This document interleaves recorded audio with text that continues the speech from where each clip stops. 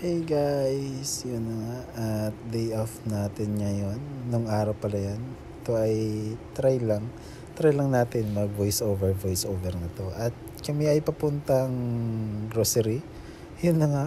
At bibili po kami ng isda. Bibili at uulamin. Yun na, nagde-decide. Di namin alam kung anong isda. Kasi mamahal.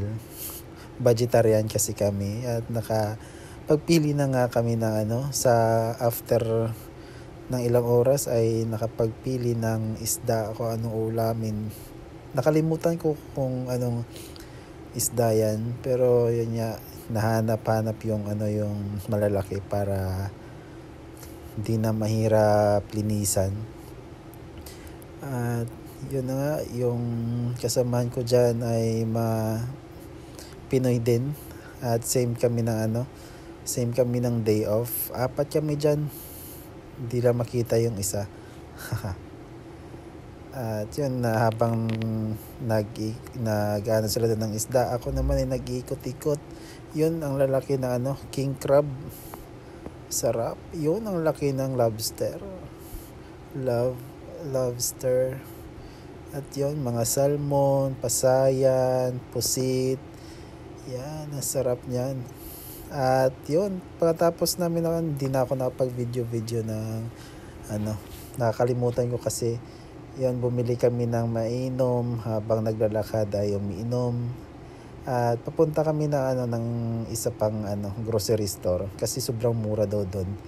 At maaliw ka talaga maaliw ka sa mga bilihin. Buy one take one. Yung pa-expire na next year, January. At yun, naglalakad-lakad at lumalakad. Yun. Mainit pero hindi masyado masakit yung init kasi nga winter na, pero ganun pa rin yung init. At yun, nandito na kami sa hindi na ako nakapag-video habang pumapasok kami. Pero sobrang dito, astig, sobrang mura ng ng mga bilihin. Kaso, yan nga, sabi ko mag-expire na next month, January. Yung yung nabili naming tinapay ay mag-expire na next month.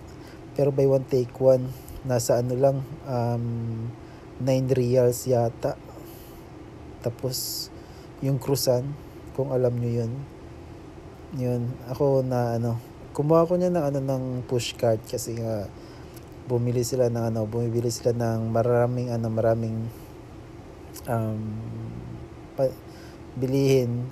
Maliit yung kinuha nilang cart. Tapos yung kasamahan ko bumili din ng sabon. Ilang kilo yun? 35 kilo yata yun. Hindi naman siguro 35, pero mura lang. Yan. 'Di ba? Ang taba ko. Dalawa yung chin ko eh. Yan. Dila pa. Yan. Nag-iikot-ikot ako dyan. Kasi sobrang mura. Maaliw ka talaga. Yan. Sarap mamili dito. Tapos ipapadala. Kaso, pagdating ng Pilipinas, baka may may sunflower na yung laman ng box. Yan. Yun, sino yun? May nakita ako. Naghanap ako ng hook. Yun. Yan, kasamaan ko yun. Naghanap ako ng hook kasi nga may paggagamitan ako sa kwarto. Tabing ba? Kung alam niyo yung yung tabing. Yun yung mga kasamaan ko. Yan. Yan, magpatuloy tayo sa ating misyon. Maghanap. Kapagod din maghanap, pero sabi nga sa tamang panahon, tamang oras ay mahanap natin yun.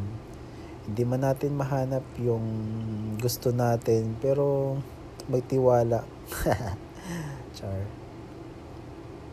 Huwag tayo mag-alala.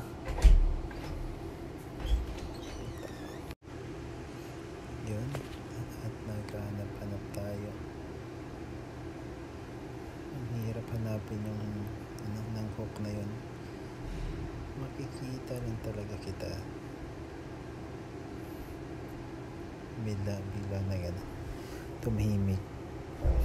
Medyo lang. Yan, at yan po ay pauwi na kami, at yan yung mga binilhan namin. Imagine nyo guys, yung bill ko dyan ay nasa 29 SAR lang.